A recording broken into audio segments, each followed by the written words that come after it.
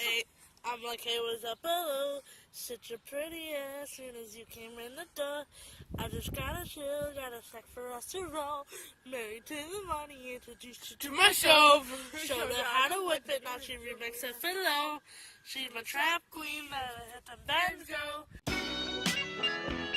Hey you guys, it's Chrissy and I am back with another video. Today I'm here with everyone's favorite here on my channel. I'm here with a story time. This story time I actually told on my Instagram a few times, but I told it in segments, so people were just kind of tuning in on my live and they didn't really get to hear the whole story. But because it's such a ridiculous story, I decided to record it for you guys so you guys can hear the story in its entirety. Yes, as the title says below, this story time is about my first time in the trap. Not my first time at Traptastic, my first time in the real trap. It's actually my first time in the trap. This story time is actually a combination of stories. It's really more like my first time in the trap slash I got caught in the midst of some shit and almost died slash people's baby moms are stalking me on Twitter. Once upon a time, I met this guy, and you guys know that I do my music vlog. I put together shows. If you don't know, you need to know. That's what I do. I started on YouTube and I transitioned to a music blogger. I put together shows and I do events and I talk about music on my blog. So doing this, you know, you run into a lot of artists, you know, producers, have you, things of that nature. So one day, I had a show, putting together a lineup for the show, and a lot of the artists from this lineup that I put together came from this particular label that I had no idea even existed at this time. And the owner of the label had actually hit me up, and we were like just talking business shit, just regular business shit. I had never met the person in person before, so we were just talking about just music and stuff of that nature, just regular stuff.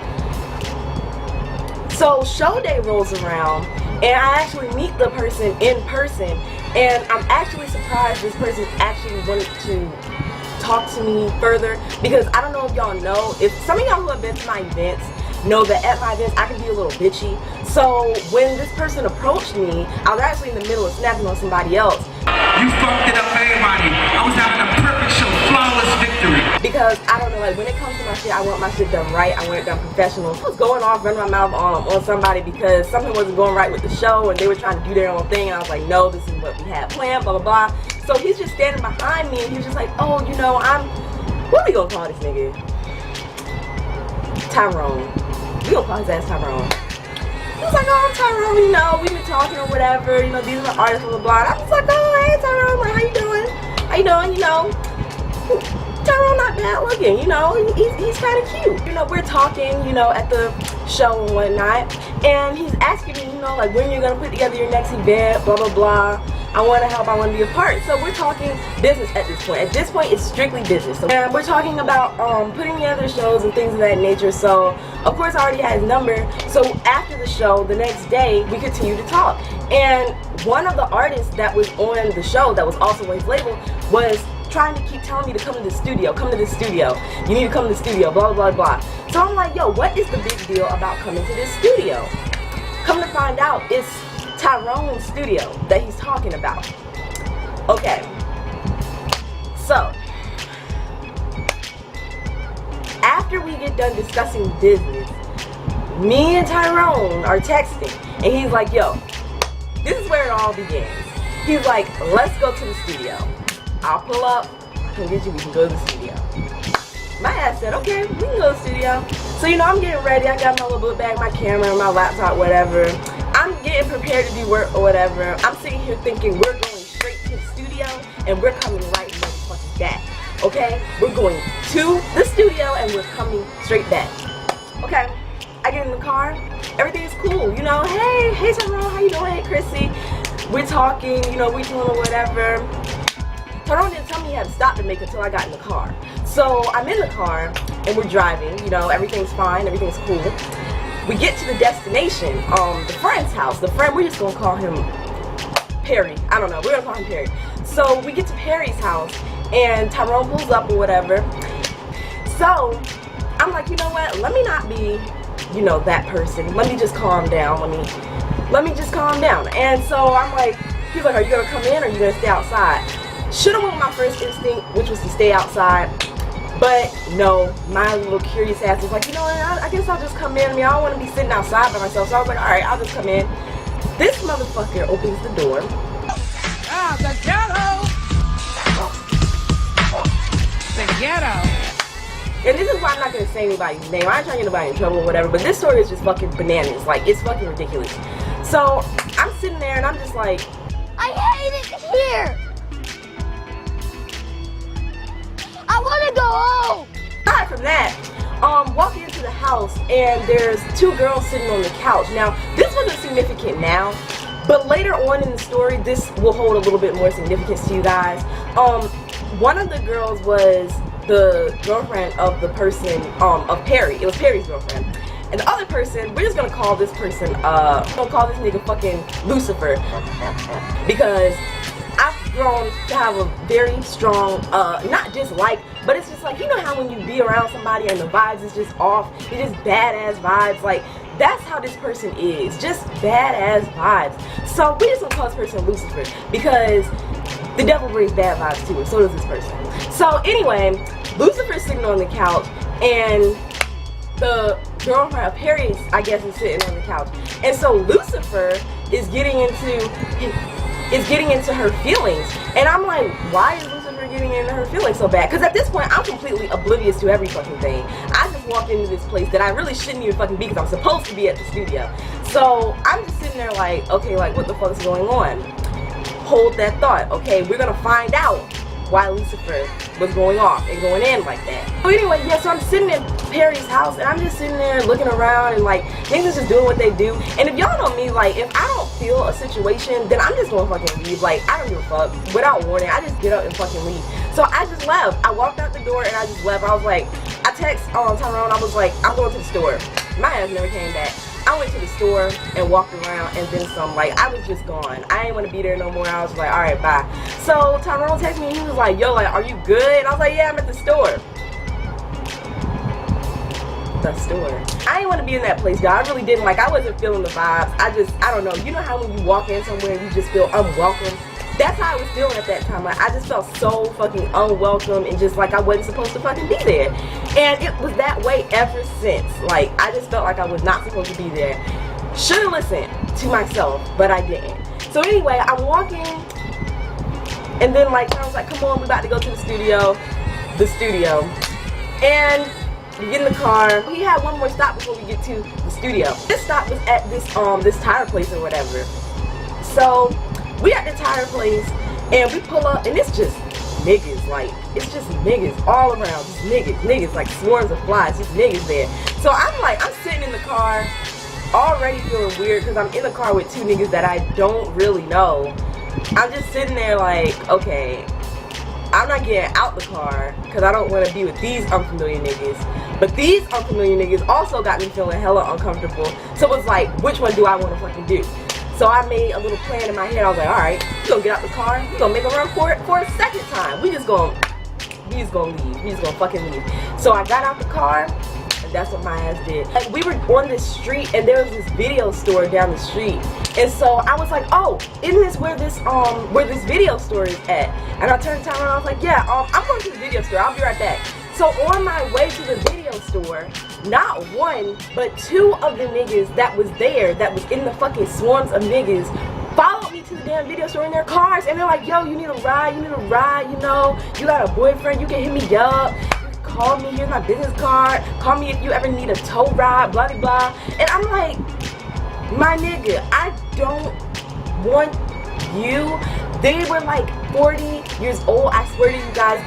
I'm like, yo, can y'all just leave me alone? Like, I'm already having a crazy ass day. I'd appreciate it if you would just leave me alone and keep driving your shitty ass little cars. I do not want to fucking talk to you. So I finally get in the video store and my phone dies. And I'm like, yo, this is not the situation that I want my phone to die in, because I might have to call somebody to come get my ass, because these niggas is motherfucking crazy. These niggas is motherfucking weird, and I don't even know, like, what the fuck is going on right now. I'm supposed to be at this studio that at this point I'm thinking don't even fucking exist. Because it's like, you said we was going to the studio and we're not even there yet. And it's like 3 hours into the day. So I'm like, alright. So I walked back to the tire place so I can get my charger out the car. and they're going in to get a tire for the thing, and I'm just feeling like real antsy at this point. Like, I don't want to talk to nobody, I don't really want to be around nobody. I'm just looking at everyone like, okay, what the fuck is going on here? So they're like, come inside, we about to go get a tire or whatever. And then Tyrone ass talking about some, you making me nervous. Bitch, like, what? I'm making you nervous? I'm making you nervous. You brought me out here, but I'm the one that's making you nervous. I think the fuck not, you trick ass bitch. Because I'm fucking walking away from this shit. Okay, I was just like, you know what, Tyrone, how am I making you nervous? Because in all actuality, you know, you're the one that's got me over here fucking sweating bullets and not have a fucking heart attack because I don't know what the fuck's about to happen. I don't know what the fuck is gonna go on. Alright, we're just gonna go to this studio because I told other people at the studio that I was gonna be there. So we're gonna go to this studio and that's just gonna be that. We're just gonna go and I'm just not gonna go anywhere else with you ever again. Now, mind you, this was at the time when my freaking, like, I don't know, I have this little thing for hood niggas. I think they're kind of attractive in a way, but the shit that comes along with them is not attractive, so I don't know, I just kind of like them for the aesthetic. But yeah, so we'll get to that part of the story later down the road. That's another part of the story. Also a part of the story where Lucifer's importance comes back into play. But anyway, so long story short, we get back in the car and we finally make it to the studio. Like, the studio actually does exist. So I'm like, oh wow, okay, shocker here. Like, wow, big surprise. Alright, cool. So I get out the car and I see my friends and I like run up to them and I'm like, oh my god, y'all don't know what I've been through. Like, y'all know what I went through just to get here. We walk inside. So I'm thinking, alright, cool. Like, finally made it to my fucking destination. Everything's gonna be alright. But little did I know that that was the first step in everything not fucking being alright. Sitting there in the studio, and so they're like, yeah, you come meet this person, come meet this person. So I walk up the stairs, and they're introducing me to this other individual that we just gonna call, I don't know, Gary. We talking to Gary, and Gary's like, yeah, you know, this studio, he's giving me a little backstory on what the building used to be and blah, blah, blah. So he's talking to me, he's like, yeah, because, you know, back in the day, I used to own this building, and I used to have bitches fucking and sucking and doing all types of shit, and I'm blah, blah, blah, and I'm like, pause, wait a minute, skirt. I just straight up turned to Tyrone and was like, bro, why the fuck do you have me here? And so Gary is like, nah, it's not like that anymore, it just used to be like that, blah, blah, and I'm like, stay away from me. Just stay away from me, because right now I can't talk to you. Just stay away. You're mad at me. Stay away from me. Don't say a word to me. I don't want to talk to you right now. you guys, at that point, I was just so blown, it didn't even make any fucking sense. I was like, you know, alright, like, whatever you say, I'm not fucking coming back here, so it doesn't even fucking matter. So, we're sitting there, and as time goes on, you know, throughout the day, aside from all the bullshit, the previous bullshit that happened, me and Tyrone actually started vibing. Like, Tyrone was a cool ass nigga, aside from all the shenanigans that he had going on. So we talking and chilling or whatever. It actually ended up becoming cool and everything. So that night when it was time to go back home, we had to stop back at the friend's house, at Perry's house. And so he was like, do you want to just ride with us at Perry's house? You know, and then I'm gonna take you home. So I was like, alright, fine, you know, we can go back. I feel a little bit better. Not the best, but I feel a little bit better. And so, you know, I'm going back to Perry's house, everything cool. It's like 4 or 5 of us in the car. So I'm like, alright, cool. We get back and we walk in. And Lucifer's still there. And I'm like, you know, why is Lucifer still here? Like, what's going on? Well, Lucifer was even madder than before at this time, and at this point she's like completely going off. She's walking around cussing and talking about how she don't want to fucking leave and go home because she feels like if she leaves she gonna drive herself off a cliff, blah blah blah. So I'm like, what the fuck is going on? Like, what is this girl talking about? Like, what is happening right now? Long story short, come to find out, I guess Tyrone and Lucifer used to be a thing or whatever. And I guess she felt upset that I was there. Little did she know, like, I didn't even, look, like, this is my first day here. I don't know shit about shit, okay? Like, there's no reason for you to be going off like this the way that you are. Like, at this point, I'm just kicking it, you know? And I guess she was so upset that I was there she was just going off.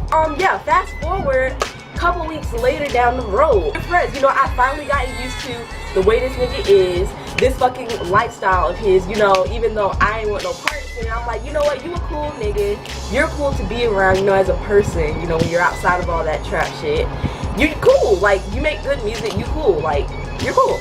So we're friends or whatever, and one day I'm just sitting chilling, you know, at home. I get on my phone and I see I got a new ad on Snapchat.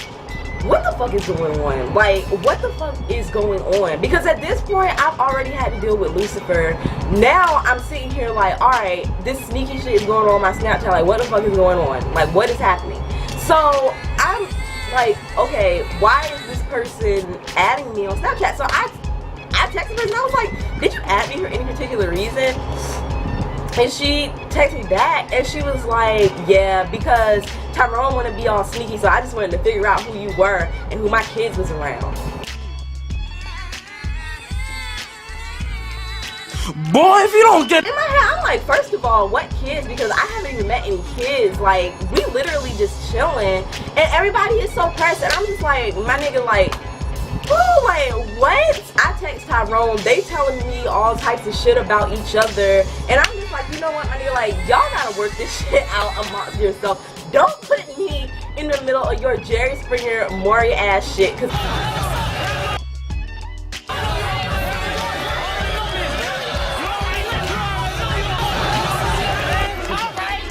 See, when you do clownery, the clown comes back to bite. I swear to God, I don't have time. Long story short, come to find out, like, Tyrone and Brittany are married, and I guess that's why she was so pressed about me being around. But it's like, I don't know why she was so pressed about me being around, because he never was like that. But hey, it is what it is, you know.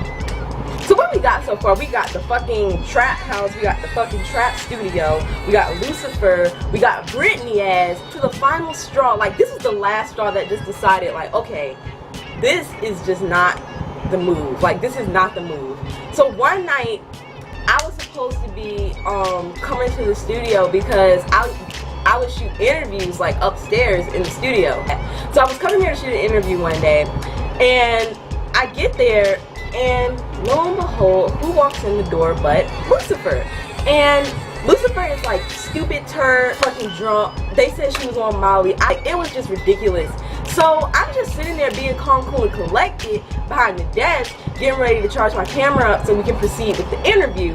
And I hear Lucifer talking about like, oh, you know, I'll drag any bitch in here, I'll drag any bitch in here, and I'll shoot this shit up, I'll shoot this shit up, and I'll shoot that bitch, and blah, blah, blah. So I'm just sitting there behind the desk like,